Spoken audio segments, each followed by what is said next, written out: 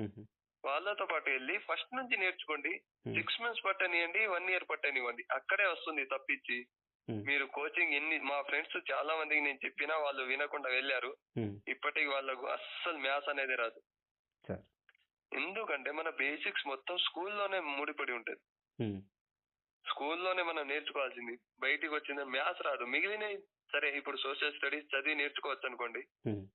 Maths అనేది మాత్రం మనకు బేసిక్ స్కూల్లోనే ఉంటాయి మనకు బేసిక్స్ అంతా. హుహు. ఇప్పుడు జియోగ్రఫీ ఉంది మనకు కాంపిటేటివ్ ఎగ్జామ్‌కి. జియోగ్రఫీ మొత్తం మనకు స్కూల్లోనే కదా వచ్చేది. హుహుహు.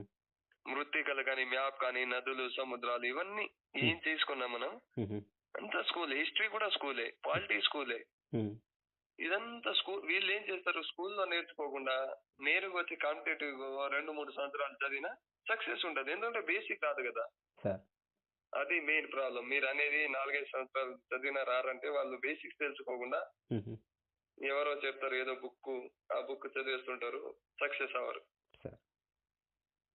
సార్, మీరు చిన్నప్పటి నుంచే న్యూస్ పేపర్ బాగా చదివేవారు అని చెప్పేసి మాకు మా పరిశోధనలో తెలిసింది సార్. లైక్ మీకు పేపర్స్ అంటే న్యూస్ పేపర్స్ అంటే ఎందుకంత ఇంట్రెస్ట్ ఉండింది? మెయిన్ మోటివ్ ఏంటి సార్? ఎందుకంటే కొంతమంది పిల్లలు న్యూస్ పేపర్ తీయంగానే సినిమా వైపు, సినిమా పేపర్ కావచ్చు, క్రీడల వైపు వెళ్తూ ఉంటారు. అలాంటి వయసులో మీరు న్యూస్ పేపర్‌ని క్షుణ్ణంగా చదివే అలవాటు ఏ విధంగా అలవరుచుకున్నారు? మా వ్యూవర్స్ కూడా చెప్తే మా వ్యూవర్స్ కూడా నేర్చుకుంటారు. అంటే నేను చిన్నప్పుడు ఏదన్నుంటే మనం న్యూస్ వినేవాడిని. అంటే టీవీలో ఎప్పుడన్నా ఈటీవీ న్యూస్ అలా వచ్చేవి. హుహు. పేరెంట్స్ అలా పెట్టేటప్పుడు వాళ్ళేదో సుప్రీం కోర్ట్ అని చెప్పేవాళ్ళు. లోక్‌సభ ఇలాంటి న్యూస్ వినబడేవి. హ్మ్. వాటి గురించి అంత తెలియకపోయేది ఆ వయసులో ఏంటనేది. అయితే మా స్కూల్‌లో ఉన్నప్పుడు సార్‌లు మనకు పొద్దున పరేడ్ జరుగుతది. హ్మ్. ఆ పరేడ్ టైమ్‌లో పేపర్ చదివించేవాళ్ళు. హ్మ్. నా వాయిస్ కొంచెం లౌడ్ ఉంటుందని నా చేత చదివించేవాళ్ళు. హ్మ్. నేను చిన్నగున్నప్పుడు స్కూల్‌లో క్రికెట్ అంటే ఇష్టం ఉండేది. క్రికెట్ పేపర్ కోసం క్రికెట్ న్యూస్ కోసం పేపర్ చదివేవాళ్ళం. హుహు. పేపర్ చదివినప్పుడు ఏదన్నా హత్య ఇవన్నీ కామన్‌గా అలా కొంచెం మెల్లగా పేపర్ అక్కడ అలవాటైంది. స్కూల్ నుంచే ఇలాంటి విషయాల మీద పేపర్ అలవాటైంది. హుహు. ఆ తర్వాత మెల్లగా ఇంటర్‌కొచ్చేసరికి ఇంకొంచెం అప్పటికి నేను ఈ చిన్నప్పుడు చదివినయన్ని పేపర్‌లో వస్తుంటాయి గదా! ఇప్పుడు లోక్‌సభ అంటే ఇలా రాష్ట్రపతి, ప్రధాని ఇలా ఉంటారు.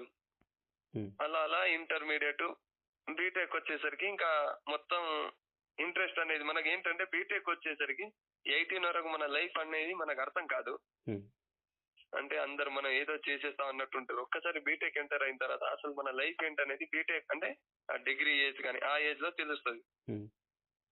అప్పుడు నాకు కొంచెం నేను ఇటు గోల్ అని ఇటే పెట్టుకున్నా కాబట్టి, ఏం జరుగుతుంది అసలు మన సొసైటీలో ఏం జరుగుతుందనేది తెలుసుకోవడానికి హ్మ్. నేను పేపర్ చదవడం అలవాటు చేసుకున్నాను. హ్మ్. అయితే నేనెప్పుడు సినిమా పేజీలు చదవకపోయాను. ఎందుకంటే నాకు నటన అనేది నచ్చదసలు. హ్మ్. అందుకే నేను ఎక్స్‌ప్రెషన్స్ ఇవ్వలేను. నటన అనేది నేను ఊహించుకోలేను. సినిమాలు చూడను. నాకు ఆ అలవాటు లేదు. సార్. సినిమాలనేది నాకు నచ్చదు. అప్పుడు స్పోర్ట్స్ బాగా చూసేవాడిని బీటెక్‌లో. హుహు. ఇది కాంపిటీటివ్ ఫీల్డ్‌కొచ్చిన తర్వాత మెల్లగా నాకేమర్థమైందంటే ఈ క్రికెట్ మన న్యూస్ పేపర్ స్పోర్ట్స్ పేజ్ మొత్తం క్రికెట్ గురించే ఉంటుంది. హ్మ్. కాపోతే మన క్రికెట్ గురించి ఎక్కడా అడగరు. హ్మ్. అప్పుడు అర్థమైంది ఏంటంటే ఇది టైం వేస్ట్ చేయడం తప్ప ఏం లేదని. హ్మ్. సినిమా పేపర్ ఇంతకుముందు నుంచే చదవకపోయేవాడిని. హ్మ్. ఇప్పుడు క్రికెట్ పోయింది. కొంచెం పొలిటికల్ న్యూస్ మీద ఇంట్రెస్ట్ ఎక్కువుంది ఇప్పుడు. హుహు. మెల్లగా మేబీ అది కూడా పోగొట్టుకుంటే బెటర్ ఏమో. మెయిన్ మనకు అవసరమైందే నేర్చుకొని మిగిలిందంతా పారేయొచ్చు. సార్. అలా చిన్నప్పటి నుంచి కొంచెం అంటే ఇంట్రెస్ట్ తెలుసుకోవాలన్న నాకు తెలియనిది ఏదైనా ఉంటే తెలుసుకోవాలన్న కోరిక. అదే మేబీ పేపర్ చదవడానికి కారణమై ఉంటది. గ్రేట్. Great sir. సార్, మీరు ప్రిపరేషన్ స్టార్ట్ చేసినప్పుడు ఈ ఎగ్జామ్‌కి చాలా తక్కువ పుస్తకాలు ఉండుంటాయి సార్. దాన్ని మీరు ఏ విధంగా అధిగమించారు? లైక్ నేను చదివేది ఇది కరెక్టా? కాదా? ఈ పుస్తకం సరిపోతుందా? లేదా? అన్న భయాందోళనలకు యాస్పిరెంట్స్ గురవుతారు. ఇప్పటికీ మార్కెట్‌లో చాలా పుస్తకాలు ఉన్నాయి. అయినప్పటికీ ఆహ్, యాస్పిరెంట్స్ భయపడుతూనే ఉన్నారు అభ్యర్థులు. సో, దాన్ని ఏ విధంగా అధిగమించాలి? అంటే మనం చదివే పుస్తకం ఇది ఖచ్చితమైన పుస్తకమా? కాదా? అనేది మనకి ఏ విధంగా తెలుస్తుంది సార్? ఒకటి చాలా మంది సక్సెస్ అవ్వడానికి అన్‌సక్సెస్‌కి రీజన్ ఏంటంటే ఇప్పుడు నేనున్నాను. సార్. నాకు సివిల్స్ ప్రిపేర్ అవ్వాలని ఉందనుకోండి సపోజ్. హుహు. నేను ఎవరి గైడెన్స్ తీసుకోకుండా ఎవరిని అడిగినా ఏం చేస్తాను ముందు? ఏ బుక్స్ చదివితే సివిల్స్ వస్తది. హ్మ్. Civils aspirant. గ్రూప్స్ అభ్యర్థి కూడా ఏం అడుగుతాడంటే, ఏ బుక్స్ అరే నాకు హిస్టరీకో బుక్ చెప్పు, పాలిటీకో బుక్ చెప్పు, సైన్స్ అండ్ టెక్నాలజీకో బుక్ చెప్పు. ఏది చదివితే వచ్చేస్తదని అని వచ్చేస్తారు, మార్కెట్‌లోకి వచ్చి కొనుక్కెళ్ళిపోతారు. హుహు. కానీ ఏ అభ్యర్థి అయినా ఫస్ట్ ఏం చేయాలంటే, ఫస్ట్ మనం దేనికి ప్రిపేర్ అవ్వాలనుకుంటున్నాం? సపోజ్ గ్రూప్ 2 ప్రిపేర్ అవ్వాలనుకుంటున్నాం అనుకోండి. హ్మ్. ముందు సిలబస్ చూడాలి. ఏ అభ్యర్థి అయినా, ఏ ఎగ్జామ్ అయినా. హ్మ్. సిలబస్ చూసిన తర్వాత దానికి గైడెన్స్ కావాలి మనకు. హ్మ్. గైడెన్స్ అనేది ఎలా దొరుకుతుందంటే, ఇప్పుడు నేనున్నాననుకోండి. ఇప్పుడు నేను గ్రూప్ 2 అచీవర్‌ని. హ్మ్. ఎవరైనా వచ్చి నన్ను అడిగితే అతనికి నేను క్లియర్‌గా ఎక్స్‌ప్లెయిన్ చేయగలను. హ్మ్. ఈ సిలబసు, దీనికైతే ఈ పుస్తకం చదువు. హ్మ్. ఇది ఏమన్నా డౌట్స్ ఉంటే చెప్పగలను నేను. హుహు. లేకపోతే గైడెన్స్ లేకపోతే కోచింగ్. హ్మ్. ఇప్పుడు కోచింగ్ అంటే ఏం కాదు. కోచింగ్ తీసుకుంటేనే వస్తదనేది ఏం కాదు. హుహు. కోచింగ్ అనేది గైడెన్స్. హ్మ్. ఇప్పుడు నేను 14లో బీటెక్ అయ్యేసరికి నాకు గైడెన్స్ ఎవరు ఇచ్చేవాళ్ళు లేరు. హ్మ్. నేను కోచింగ్‌లోకి జాయిన్ అయిపోయాను. హుహు. కోచింగ్‌కి గైడెన్స్ ఇచ్చే వాళ్ళు ఉన్నారనుకోండి. కోచింగ్ అవసరం లేదు. ఇప్పుడు చాలా మంది సక్సెస్ అయిన వాళ్ళు ఉన్నారా? హుహు. వాళ్ళంతా వితౌట్ కోచింగ్. ఎందుకంటే గైడెన్స్. హ్మ్. Without guidance, without coaching achieve అవ్వడం చాలా కష్టం. హుహు.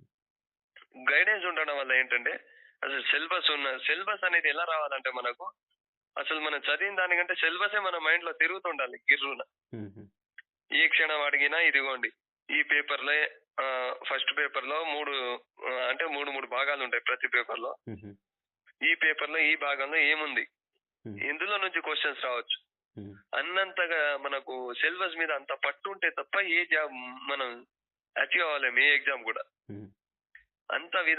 ఆ విధంగా మనకు సిలబస్ అనేది ఉన్న తర్వాత అప్పుడు మనం ఆల్రెడీ అచీవ్ అయిన వాళ్ళని కానీ, కోచింగ్ తీసుకున్న ఇన్‌స్టిట్యూట్ వాళ్ళని కానీ అప్పుడు బుక్స్ అడగాలి. హుహు.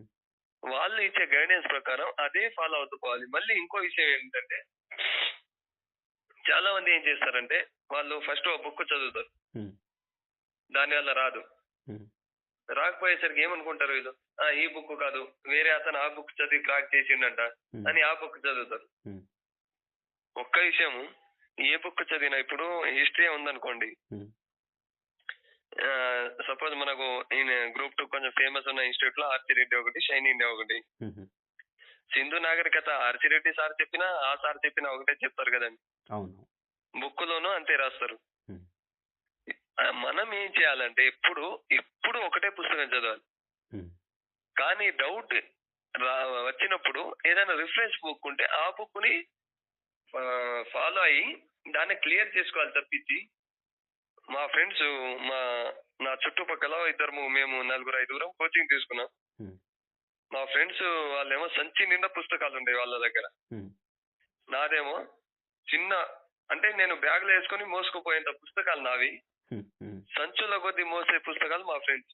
హ్మ్. వాళ్ళు నాతో ఏమనేవాళ్ళంటే, వాళ్ళు ఒక్క సబ్జెక్ట్‌కి 3, 4 బుక్స్ కొనేవాళ్ళు. హ్మ్. ప్రిపరేషన్ అప్పుడు జర్నలిస్ట్ వచ్చిండు మా దగ్గరికి. అంటే మా హాస్టల్‌లోనే ఉండేవాడు. హుహు. అతను ఏదో, అంటే మనకు తెలియని క్వెషనే అడిగేవాడు. హ్మ్. అడిగేసి "నువ్వు ఏం చదువుతావు?" అంటే, "అన్న నేను ఇదే చదువుతా" అనేవాడిని. హుహు. ఈ బుక్స్ చదివితే కష్టం. జాబ్ రాదు మీకు" అనేవాడు. హ్మ్. అంటే చాలా మంది ఏమనుకుంటారంటే డిఫరెంట్ బుక్స్ ఇప్పటికి ఎప్పటికి కావాలంటే మీ సివిల్ సర్వీస్ గైడెన్స్ ఇచ్చే వాళ్ళని, హుహు. వాళ్ళనన్నా అడగండి. హ్మ్. అందరు చెప్పేది ఏంటంటే ఒకటే బుక్ చదవాలి. హ్మ్. కాకపోతే మనకు డౌట్ వస్తే ఇంకా వేరే బుక్స్ రిఫర్ చేసి క్లారిఫై చేసుకోవాలి తప్పించి, హ్మ్. ఎప్పుడు ఒక సబ్జెక్ట్ కి 2, 3 పుస్తకాలు చదవద్దు. ఎవరు చదవరు కూడా. హ్మ్. ఒకటే పుస్తకం చదవాలి. చాలా ఆ పుస్తకాలు కూడా ఎంత లిమిటెడ్‌గా ఉండాలంటే మనకు, హ్మ్. రేపు మనకు 5 డేసే టైం ఉందంటే రివిజన్ చేసుకునేంత టైం, మనకు ఆ టైంలో రివిజన్ అయిపోయేంతగా లిమిటెడ్ సంఖ్యలో ఉండాలి మనకు బుక్స్. హ్మ్. నేను ఆర్‌సి రెడ్డిలో అంటే 14లో బీటెక్ అయింది. కోచింగ్ తీసుకున్నాను. హ్మ్. మనకు కొత్త సిలబస్ 15 ఆగస్ట్‌లో వచ్చినట్టుంది. హ్మ్. అప్పటిదాకా మార్కెట్‌లో అంటే ఏం సిలబస్ పెడతారో ఏమో తెలియదు. హ్మ్. బుక్స్ కూడా లేవు. అప్పుడు ఉద్యోగ చరిత్ర అని కొత్త బుక్కు. అంటే కొత్త సిలబస్ అది. హుహు. దానికి అప్పటికి కొత్త పుస్తకాలు లేవు. హుహు. దాంతో కాసేపు నేను ప్రిపరేషన్ అంటే ఈ గ్రూప్ కోచింగ్ అప్పుడు ప్రిపేర్ అయ్యాను కానీ అది పాత సిలబస్. హ్మ్. మన కొత్త సిలబస్ కొత్తగా 300 మార్క్స్ కొత్త సిలబస్ యాడ్ చేశారు. హ్మ్. అది నేను ప్రిపేర్ అవ్వలేదు. అంటే అది ఓన్ గానే చదువుకున్నాను ఇంకా. హ్మ్. అంటే ఒకసారి తెలిసింది కదా ఎలా ప్రిపేర్ అవ్వాలనేది. Yes sir. అందువల్ల నేను ఓన్ గానే ప్రిపేర్ అయ్యాను. హ్మ్. అయితే మనం ఏం చేయాలంటే కోచింగ్ ఏదైనా అదే గైడెన్స్ కానీ కోచింగ్ తీసుకుంటున్నప్పుడు సార్. సహజంగా మనం చదవడం కంటే వినడం వల్ల ఎక్కువ నేర్చుకుంటాం. హ్మ్. మనం చదివింది మన మైండ్ డైవర్ట్ అయ్యే ఛాన్స్ ఉంటుంది. అవును. అవును సార్. ఎవరైనా క్లాస్ చెప్తుంటే అది మనకు కొంచెం ఇంట్రెస్టింగ్ ఉంటుంది. హ్మ్. నేను ఆర్సిరెడ్డిలో మేము కోచింగ్ తీసుకున్నప్పుడు ఏ రోజుకి ఆ రోజు చదివేసేవాడిని. హ్మ్. బహుశా మీకు చెప్పే ఉంటాను నేను ఫస్ట్ లో చెప్పాను కదా హ్మ్. కొంచెం ఎక్కువ చదివితే గుర్తుండిపోతాయని. హుహుహుహు. నేను ఏ రోజుకి ఆ రోజు చదివి ఏదైనా డౌట్ వస్తే అప్పుడే మనకు ఫ్యాకల్టీ అందుబాటులో ఉంటారు కాబట్టి అక్కడే అడిగేసేయాలి. హ్మ్. అయితేనే గుర్తుంటుంది. హ్మ్. నేను మేబీ ఎకానమీ అనుకుంటా. హ్మ్. ఎకానమీ సార్ క్లాస్ చెప్పిన తర్వాత అప్పుడే డౌట్ వచ్చేసేది విన్నా కూడా. హ్మ్. పోయి అడిగి అక్కడే రాసుకోవాలి. ఎక్కడైనా డౌట్ వస్తే మనకు అది టెక్స్ట్ బుక్ కానివ్వండి, ఏ బుక్ కానివ్వండి, పెన్ను కుదరకపోతే పెన్సిల్‌తో అయినా రాసుకోండి. హ్మ్. మనకు డౌట్ వచ్చిన చోట. హ్మ్.